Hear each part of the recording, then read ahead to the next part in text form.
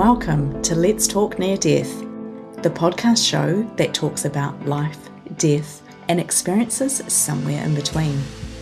I'm Kirsty Salisbury, the host of the show, and I hope you'll join me as I chat to everyday people with not so everyday experiences. In this podcast, we look at topics such as near-death experiences, after-death communication, deathbed moments, and all kinds of spiritually transformative experiences. I also love to hear your first-hand accounts, so feel free to reach out via www.letstalkneardeath.com.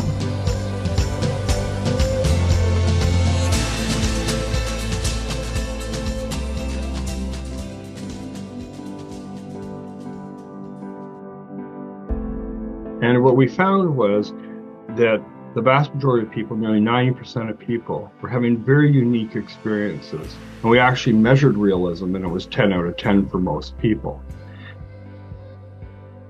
And what we were trying to determine was there's the objective side of what we see of a dying person, which is usually diminishing or lessening. And then there's what's happening inside.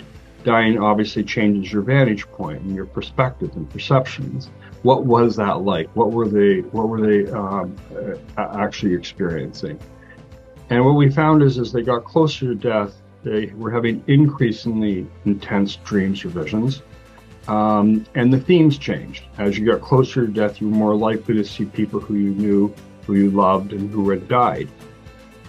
It's rich in sense to the individual. They recall it with clarity, with detail. It feels acutely real, and that makes the experience more powerful. It's not the way people describe dreams.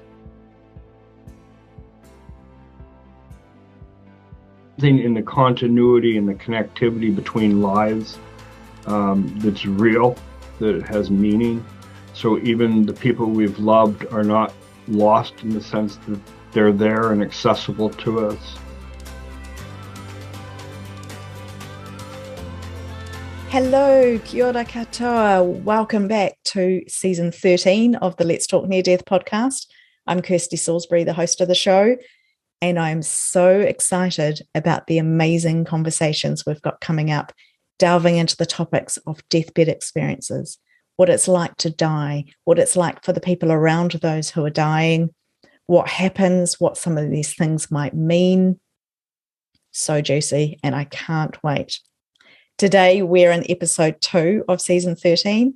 I'm chatting with Dr. Christopher Kerr, who is an end-of-life researcher. He's a hospice physician, CEO and Chief Medical Officer at Hospice Buffalo.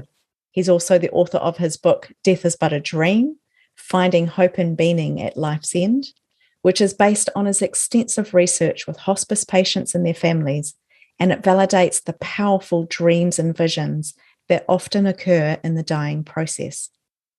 Dr. Kerr has conducted many lines of research into death and dying, and I'm so looking forward to our conversation today. So, Dr. Kerr, firstly, welcome to the Let's Talk Near Death podcast. I'm so happy to have you here. I first discovered your work. I was scrolling down a rabbit hole in TED Talks. And you know how it recommends one? You might want to watch this video. Yours popped up, and with a title like I See Dead People, there was no way that I was just going to not watch that. I had to watch that. So I consumed your TED Talk. Great job, by the way. Absolutely loved it. Thank you. From there, I carried on down my rabbit hole. I went to your website. I found your book. I watched your documentary, Death is But a Dream. And I just had so many questions for you. I found your research so interesting. I know you've been doing a lot of research. So how did you get into this? How did we start with your story? I wish I could tell you I had some great aspiration, but it was all by accident. In some ways, I was poorly suited for the whole lot of it. I was actually, in 2019, I was moved to this area to be a cardiology fellow, and I needed a job moonlighting to support my family. And there was an ad in the paper for a hospice doctor, which I really was ill prepared for, not trained for, obviously, in the way we practice medicine in the West. And I got here, and I was struck right away that people were having these very deep subjective experiences end of life that I assumed were confusional states and what have you. And it was really my colleagues, non-physician colleagues, who kind of brought me to the bedside and said, no, this is powerful. It's near universal.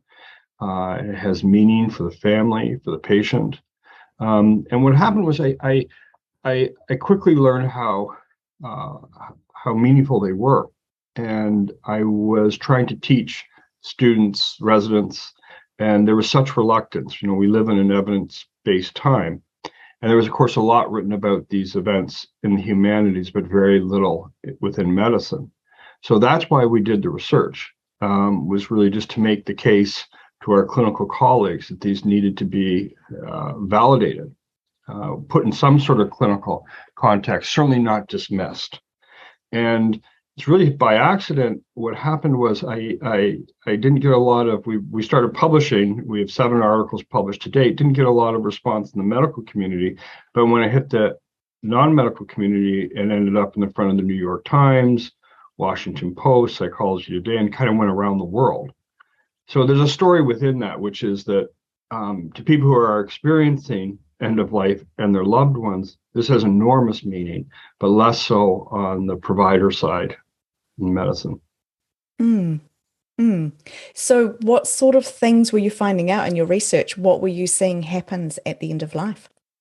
Well, it was fascinating. What we did was our first study that got a lot of attention was we asked people every day before death, sometimes weeks and months.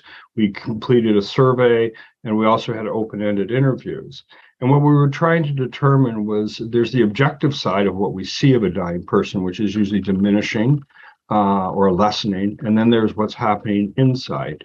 Dying obviously changes your vantage point and your perspective and perceptions. What was that like? What were they actually experiencing? And what we found was that the vast majority of people, nearly 90% of people, were having very unique experiences. We call them dreams, but patients themselves are very adamant these feel virtual. And we actually measured realism, and it was 10 out of 10 for most people. And what we found is as they got closer to death, they were having increasingly intense dreams or visions. And the themes changed. As you got closer to death, you were more likely to see people who you knew, who you loved, and who had died. And when we measured comfort, those were associated with the highest levels of comfort. So there's this kind of built-in mechanism that as you get closer to death, you're reacquainted or put back together with those you've loved and lost. You're comforted. The fear of death diminishes. And the life you led is validated. Yeah. So interesting, because you're not the first person to actually share with me that it's around about 90% of people who are at end of life who are having some kind of experience, whether it's a vision or a dream or a lucid moment, some kind of experience there, which goes way beyond our world, way beyond what's happening in the physical environment. I find it so interesting. I've got your book here, Death is But a Dream. And if anybody is watching the video version, this is what it looks like. I highly encourage you to go and to read this book. It was fascinating. I couldn't put it down at times because it was just so interesting about these dreams and the visions that people often have near the end of life. Now, in your book, you said dying patients are often emotionally and spiritually alive and even enlightened. Are you happy to share a little bit around this type of concept, around how you think they might be enlightened or how they might be even spiritually alive at the end of life? Yeah. So dying appears as this paradox between what you see or imagine physically and what's actually happening on your inner side, your inner world. And we actually did a study where we looked at dying as a post-traumatic experience. So could a potentially negative experience like dying actually have positive elements to it? So we use scales for growth. And what we found is people who are having these experiences were actually gaining insight and understanding and adapting right up until the last moments of life. So it's not just an interpretation on our part as observers that these were where people were growing, actually was able to be demonstrated through this study. So they are very much alive. It's this. It's just, if you take somebody, for example, who's in their 9th decade of life and they lost a parent in childhood, they return to that, and they smell their mother's perfume, they hear her voice, they're refamiliarized with the best parts of having lived. They are alive, and just because you're dying doesn't mean that you're not living, it seems. So there's a very much of a disconnect between the physical state and the experiential one. Mm. Interesting that you talk about healing, because I know in your book as well, you talked about how often people will revisit the traumatic times in their lifetime through dreams, through visions, mostly through dreams, I believe, to go back, and there's an element of healing. What sort of patterns are you seeing there? Is it always in these dreams that people are having near the end of life? They're always about going back to traumatic events, or are people reliving some of their favorite moments? Are there themes in the dreams? So it's actually interesting. About 18% rate these dreams as either discomforting or neutral. But when we actually looked at those, some of the most discomforting were some of the most transformative. The need to be forgiven, for example, the need to forgive, the need to be released from a regret, a responsibility, a war veteran who has survivor's guilt, a parent who neglected a child. Those things seem to get addressed. So end of life doesn't deny the life that's led. In a way, it honors it, or at least respects the realities of what transpired. So it's not all rainbows and birds going on. And, we all are wounded for having lived. And whatever that lesion is, in some ways, seems to be addressed. There was a mother in one of our studies who had 2 children who ended up in prison, drug-related issues. And her identity as a mother, you obviously are going to focus at the end of their life on the things that matters most. So you're not talking about your bills, whether your car needs gas. You focus on reflection on those pivotal moments, those pivotal relationships that are really formative to who you are. So somebody like this, her whole identity as a mother, she's reassessing or doubting. And in her dreams, her parents come to her and tell her she was a good mom. So it's whatever that injury is. It doesn't deny it, but it addresses it. And what's so fascinating to me is the longer I do this work, it's interesting. They don't come out having to analyze this. So it's not like those near-death experiences where people are given a quandary or a mission or something like that. The time for analysis or therapy is over. They just come out of it with a knowing. I've never had a patient wake up and said, I don't know what this means, or what's the metaphor. They just know intuitively.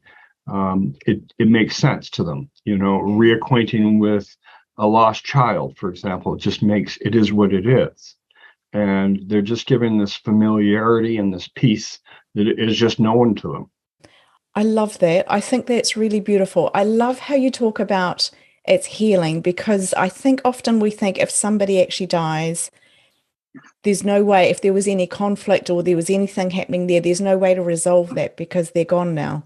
So I love what you're talking about, that even on our deathbed, there's the chance for healing. There's the chance to fix any issues or any regrets or anything that might be happening in those late stages, even though the people involved have actually already left.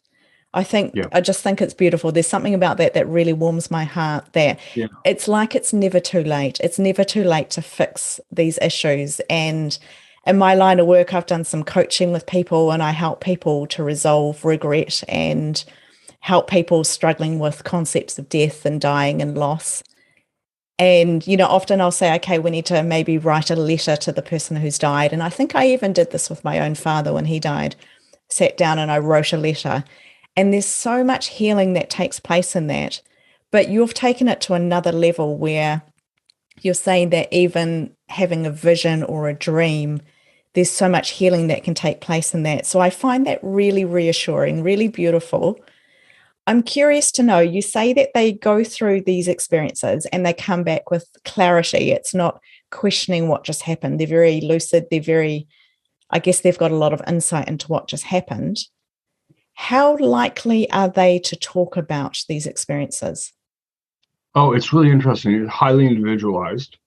There are people who come out and with a strong need to share. There's other people who are more guarded, and there's some data that people are reluctant to share for fear of ridicule. Mm. And that's why it's so paramount to give people permission to go there, space to acknowledge this. So the conversation needs to be. It's very common for people who are nearing the end of life to have really these deep, intense dreaming experiences. Oh yeah, I had that happen, and so it's become somewhat cathartic. Most people share readily. It was really interesting, the study. I mean, we've done almost 1,500 patients and families now. Very few people have ever refused. Very few people are reluctant to talk in any way or even to be filmed. It's really interesting. There seems to be this need to give back, even at the end when there's not much to receive. It's just has validity. I loved what you said, though, about that. I hadn't quite thought of it the way you expressed it in terms of how therapeutic it is. You really end up really understanding that the human spirit has more resolve than you can imagine. I've always been so impressed when you see people who have struggled with an issue probably for 3 or 4 decades. There isn't enough talk therapy, psychotherapy, and yet in their final days and weeks of life, the answer's within. And things just seem to get addressed in a more natural and organic basis. And it really goes back to this notion that to the individual experiencing this feels absolute in its realism. So the things we hear most commonly, no, you don't understand, it wasn't a dream. This occurred. It's rich in sense to the individual. They recall it with clarity, with detail. It feels acutely real, and that makes the experience more powerful. It's not the way people describe dreams. These are happening, and if you watch the videos of our patients, that's what comes out. Is they're just the absolute certainty that this was an occurrence. How do you think these experiences help with bereavement, with loss and grief? Great question. We've actually published 2 studies with surveys and interviews of 750 caregivers. And it's remarkable. We've actually, the basic story is what's good for the patient is good for the loved one. And we've actually been able to demonstrate that these experiences positively affect grief processing. So moving through loss, staying refamiliarized or reconnected, fond remembrances, all of those sorts of positive things we've been able to demonstrate in these studies.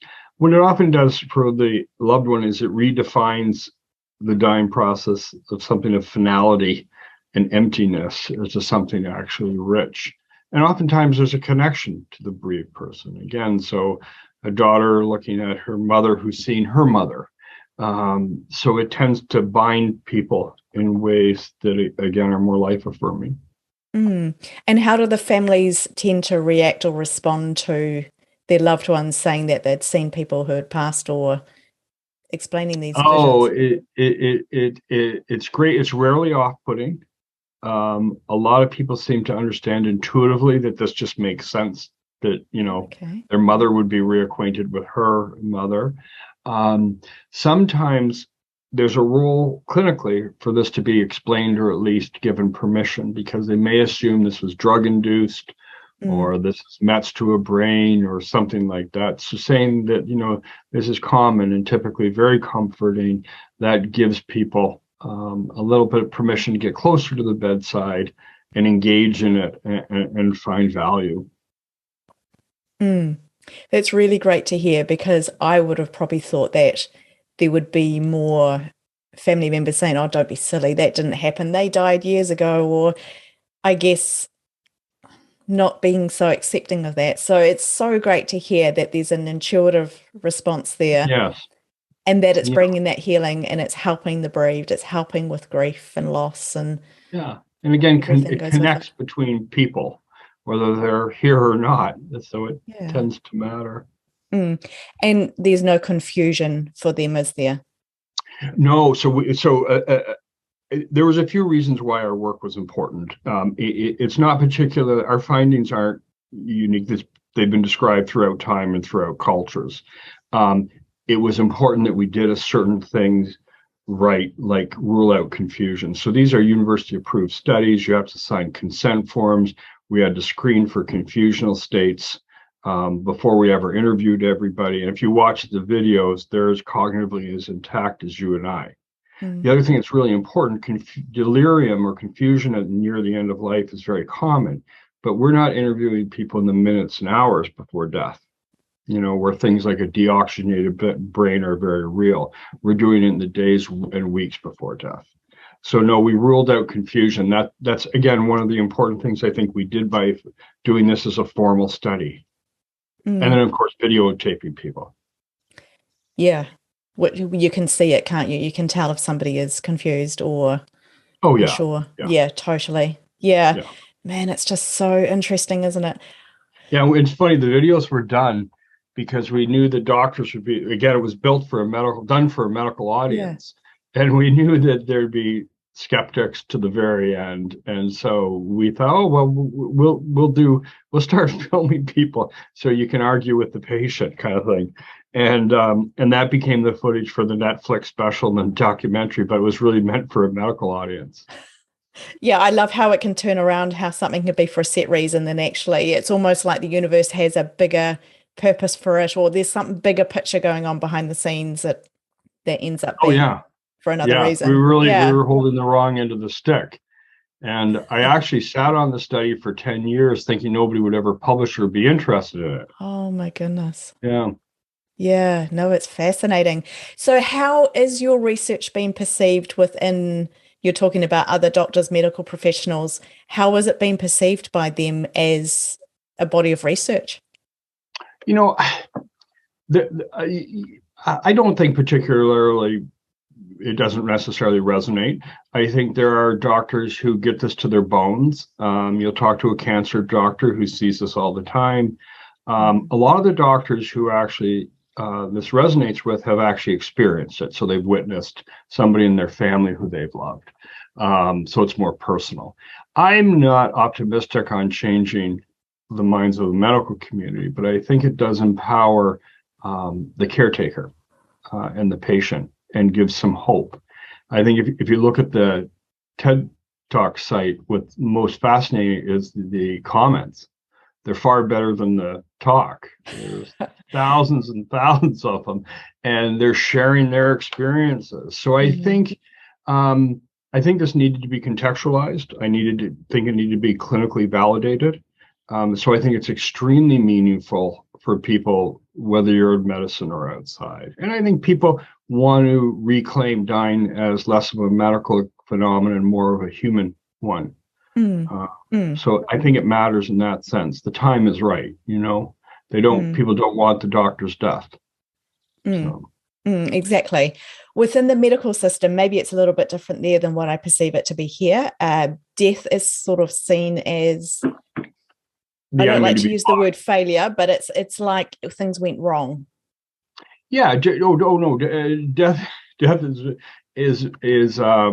is something to be either denied or defeated, and it's a failure of medicine to work, and that's why it's this falling off the cliff phenomena where you're treating inevitable death until a finality, and then it seems like it's an acute thing.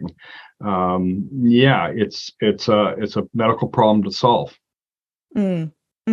Whereas what you're talking about with all of these experiences and saying up to 90% of people have some kind of something that happens at the end of life, for me, it takes away that feeling of finality, that it's a negative thing. I'm not saying death is easy, because there's a whole element of grief and loss. So I don't want anyone who's listening to think that I'm fobbing off how important death is and how heavy that can be. But it's almost like it creates for me a transition phase, a veil thinning of something where we can go beyond here and whatever it is, that we believe is happening in the afterlife. So I'm curious to know, when you talk about these people having these experiences, and you were saying that it's not in their final hours or minutes, it's days before they pass, days before they leave. Have you found any patterns? Would somebody have one of these experiences, perhaps have an end-of-life dream, a deathbed dream, where they go and they have a healing experience, and then in those final days actually make a recovery and then are released from hospice or released from the care that they're under to go on and live a significantly longer time? No, never had healing where they went to recovery. What we've had happen a lot of times is people appeared to be on a dying trajectory. They were having these dreams, and then they started to get well and the dreams disappear. And we have an area where we keep acute patients in a more residential area. So we've actually had people in our study who've stabilized relatively, put them in the residence, and the dreams disappear. We've had more than enough people, and we have lots of video of this, where they're wanting to go back to whatever it was they were experiencing. So this whole notion of fighting the dying of the light, people aren't fighting against, actually, they're more trying to get towards. So we have spectacular videos of a husband, for example, who lost his wife, and he re-experiences her presence and love. And he's crying, telling what that was like for him, and really wanting to reclaim that. A lot of people, particularly who are older, illness is hard, they're tired. They don't want an existence defined by their limitations and their aches and pains and limits. And then they go and they close their eyes and they re-experienced the fullest form of their life and their love. And so they often awaken wanting to go back to that. We've seen that same thing with people who were dying and then start to do a little better. And we've also had it where these can be so intense, they often interfere with sleep. So we've had patients who said, it was great to see Uncle Harry, I just wish he'd shut up. And so we people will ask for medication to help them sleep, and then we'll inadvertently sterilize these experiences, and then they'll say, I want to re-experience what I was experiencing. Yeah. Gosh, you'd want to, though, wouldn't you? I wonder, is that why people, I know there's a lot of medical stuff that happens at the end where people are sleeping a lot more. That's one of the signs of decline. Mm-hmm. Do you think there might be an element of people are trying to go back to these experiences, that they are trying to sleep longer in those last days? Yeah, so dying, the common denominator of serious illness and death is this pull to sleep. It doesn't pay to do. It doesn't pay to walk as far, to talk as much, to stay awake as much. So, natural death or natural dying is deep, peaceful, restorative sleep. Even if you have the flu, your body tells you go to bed, do less, close your eyes. And that state becomes absolutely preferred. And that actually may be part of what's going on, because it's interesting. A lot of people say these are occurring in sleep and wake states, but we don't walk in and necessarily see them visioning, but they may be lucid dreaming, because the sleep structure changes, the architecture of sleep changes. They're sleeping more. They're deeper. They're some of the best sleeps they've ever had in their life. They're exhausted. So yeah, they often want to go back to that because that was comfortable, in part because it just takes a lot of energy to be awake. It brings me some hope that perhaps those last moments, those last days can actually be, there's the potential it could have some pleasant moments in it as well. It's not just all pain or being drugged up or fighting No, I mean something. there's a lot of misconceptions about dying, and one of them is the excess use of medication at the end. There's actually data that you need less medicine towards the final days, not more medicine. And it's very sad because there's a commonly held view that that people are overly medicated, and if they are, that's unfortunate, because nature tends to take care of it itself. Mm. There's an awful lot of diseases from liver failure to renal failure that are naturally sedating. Mm. Mm. I've been with people at end of life, and it can feel quite cruel. It can feel very drawn out. It can feel unfair. Not every circumstance, but sometimes it can take quite a while, and you can see the person is, it's really dragging out the situation. And I've questioned why we need to go through that. I assume that there's some bigger picture, that there's some learning, and that there's something, but perhaps they're having these dreams, these visions at the same time. So that does bring some comfort. Have you ever been able to capture any information around what the body is physically doing during some of these dreaming stages, like how the heart, whether that might increase the heart rate or whether there's any physiological No, change? no, you have to understand some of these people are living independently and walking Okay. around their house.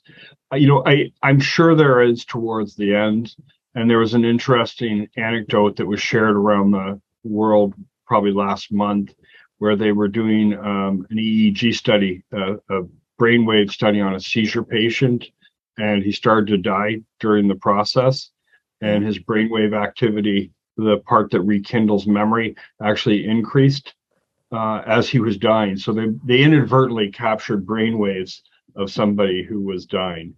Oh, wow. Physiologically, we did things like track medication just to be sure, ruled out infection, looked at electrolytes. We did all those medically things, and there weren't patterns or abnormalities to decipher. It was happening to people, and again, the people we looked at were cognitively intact, and you can see Yeah. that on film. Yeah, Yeah. I think what you're asking though is interesting. Um, I have a background in neurobiology as well, and there was a part of me that was tempted to go there and ask those next questions about the organic basis of these things. And Mm. where I've got to is I really don't give a damn. I don't, I don't think that. I think our need to find the etiology of this is irrelevant. Mm. I can't show you where love is in the brain, but I'm certain of it. Mm. And I just think we need to have reverence without regard. And maybe there's things that aren't to be understood.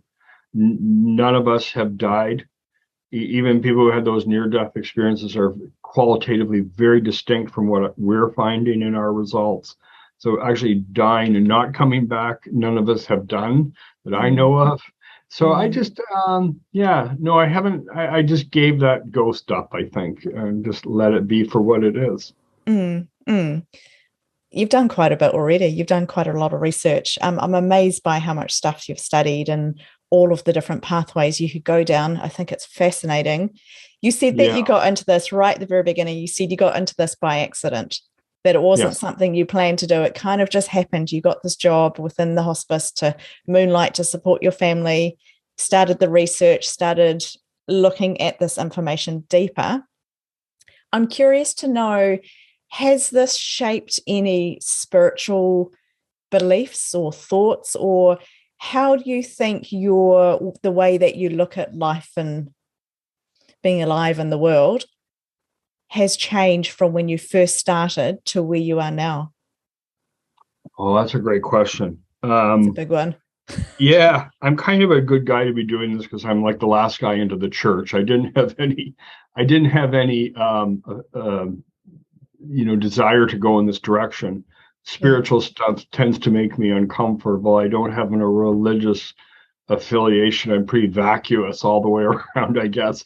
I so I'm really am an observer of Yeah. this, And after observing it for almost 25 years and studying it, I can tell you this: I've come out not with a belief, but actually feel like I know that there's a better story than the one we think. That at the end of there's something in the continuity and the connectivity between lives that's real, that has meaning. So even the people we've loved are not lost in the sense that they're there and accessible to us. That I don't know what lies beyond the other side, but I know certainly in dying, there's a mystery there that actually is life affirming, not life denying. So I don't know how to interpret it beyond where it goes to. I just know that it's wonderful that this is not life. There's more than life denying to death. That somehow, and there's some kind of, we're put back together, made whole in the end, particularly by people, by those who we've loved and lost. There's a wonderful video of a woman who had lost her daughter and her husband, and at the end, she's sitting at the kitchen table with them, which is those sort of scenes. We've got literally thousands of them documented. But she said it's like they're never gone. They were never gone. They're here for me, and I don't know. The story is a positive one. And we're not defined by our final days. So this notion of time, when you see people reclaimed by people they loved who they'd lost 6, 7, 8 decades ago, and yet they're there, it is interesting. Yeah. It's just beautiful. Even, you're talking and I'm just feeling the comfort of this conversation. I hope that this conversation helps a lot of our listeners, a lot of people out there, because it is just that feeling of it brings healing. And, you didn't come into this with any set beliefs and you're saying it's just unfolded, but you have that certainty that there is reunion, that it's a positive experience. Yeah. Yeah, it brings me comfort. When I say zero beliefs, I really mean I was just trying to teach it, that at least for doctors to regard it and to help validate it for patients and their loved one. That was it. Yeah. And I admire your openness with that, especially being in a medical role, because I know that there's a lot of mindset and things that are out there. I love the openness. I really do value that and respect that. So I think that's great. Yeah. How do you feel about death yourself? Well, I have cancer. And, okay. I'm sorry to hear that. Yeah. And gosh. I can tell you that I'm as scared as the next person. And I think that our innate ability to survive is primal. Otherwise, we would have been eaten by the saber-toothed tiger or consumed by fire. So I think we have to fight to survive. What's interesting, as somebody who, and my prognosis is overall pretty good. But I think what happens, your perspective changes, I imagine, with age. So people who have unfinished lives, by that I mean people who are dependent on them.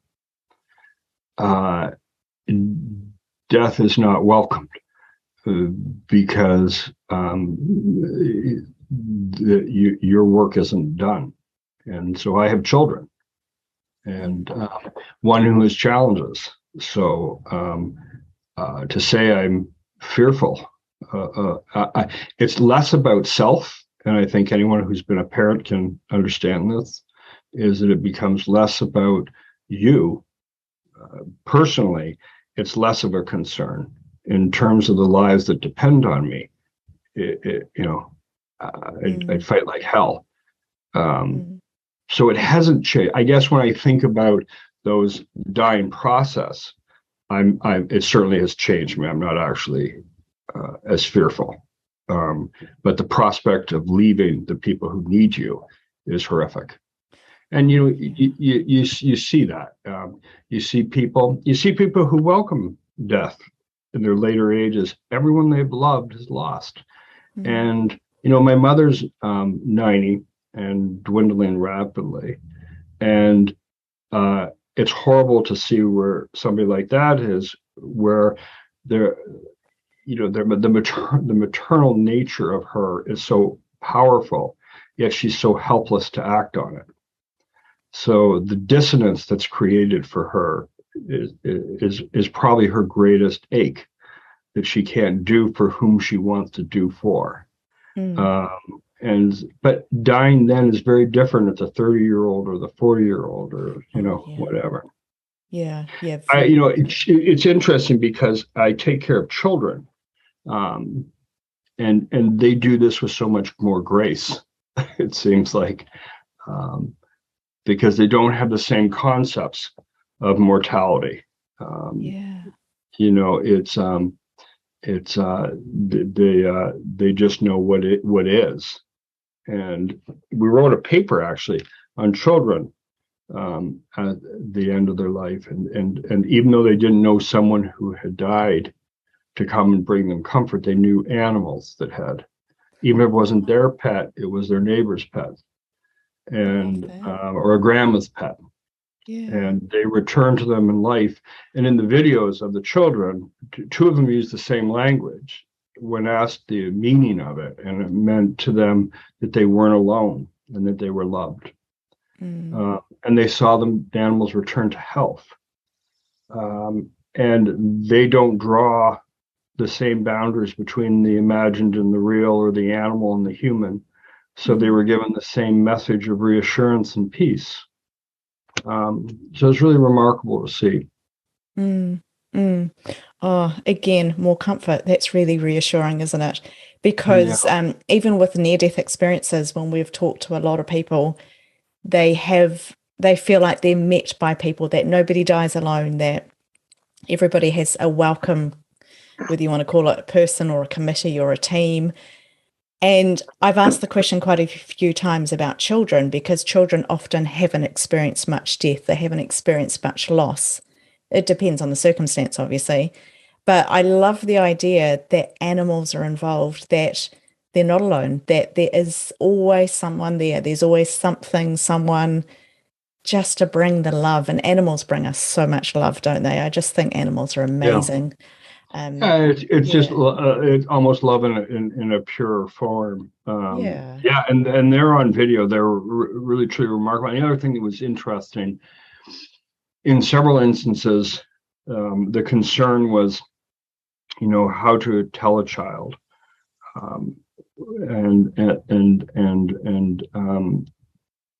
what's interesting is these experiences tended to self-inform.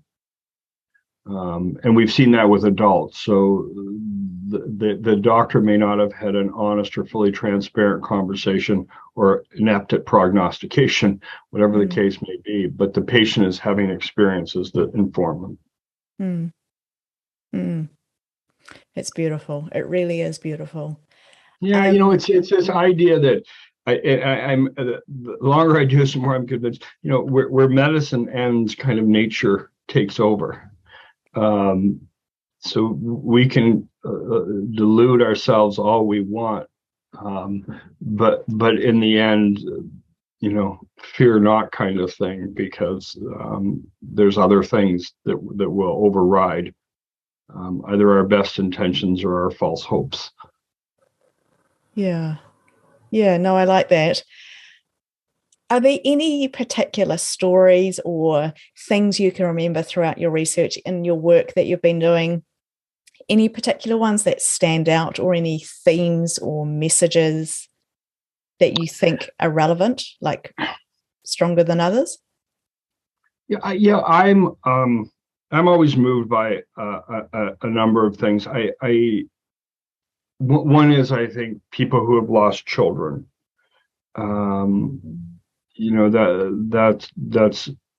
That's an injury, that a wound that's never addressed, and life. And I think it's beautiful and awe-inspiring that when that dying person gets to re-experience the presence or the warmth of that lost child, that always just feels just and right. That even though it may be the last days of life, that the wound is addressed in a way. I feel that about the same way about people who've been carrying burdens for which there's been no cure or no release, no catharsis, no healing, and that gets addressed. I think those are, of course, the children. They just do this again in ways that almost are more graceful. And it's where I've been lost as a doctor, for example, with children, which I have been at the bedside. They seem to be a step ahead in some level of insight or understanding. So when I feel that I don't know how to access them in the right ways, they seem to do it themselves. So those are the things that just make you step back and just be in awe. Definitely. And I do feel very in awe by everything that I'm learning. I'm in awe by your research. I'm in awe by the people that are sharing their experiences with both of us, I suppose. There's so much beautiful stuff that's coming out, and I find it very comforting, even though it's distressing. I've got one last question for you, and this is another big one. It's tapping in a little bit to the question I asked you about your spiritual beliefs and, how you feel about that. I think my question is around what, from all of the research that you've done, the people that you've talked to, what do you think is the reason that we come here? Why are we here in these bodies having these experiences? Oh, I think the overarching theme is love. I think I don't understand, but it's for one another. It's people are always disappointed that there's not more demonstrative religious symbolism or references in these experiences. But if the tenets of faith are love and forgiveness, it's rich and abundant in these experiences. Again, it's this notion of a better tale. So I think that's it. Yeah. Wow. It sounds so simple, doesn't it? It's not so simple. But if you watch the videos, that's all you walk away with. Yeah. Even some nasty people who you didn't think had redeemable qualities often do. So you kind of learn to judge less. Yeah, definitely. I think that's lovely. I think it's brilliant. Well, Dr. Christopher Kerr, I am so grateful for everything you've done. I'm just going to hold up your book again. Here we are. Death is But a Dream, Finding Hope and Meaning at Life's End.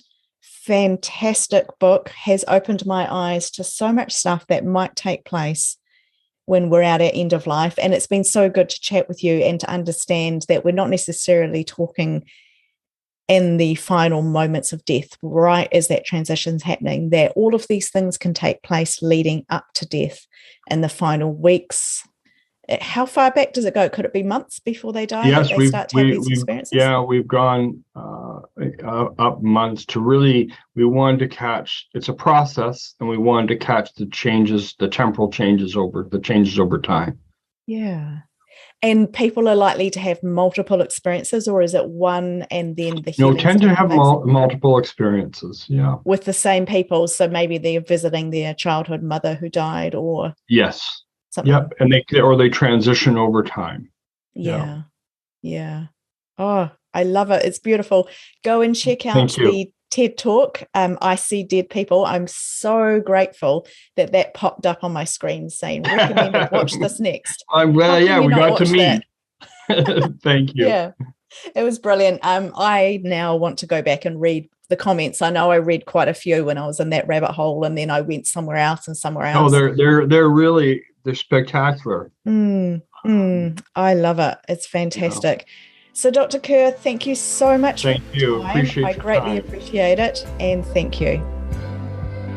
If you've enjoyed this episode and you want to catch just a couple more minutes with myself and Dr. Christopher Kerr chatting behind the scenes, you can do so by joining as a VIP listener over at www.letstalkneardeath.com.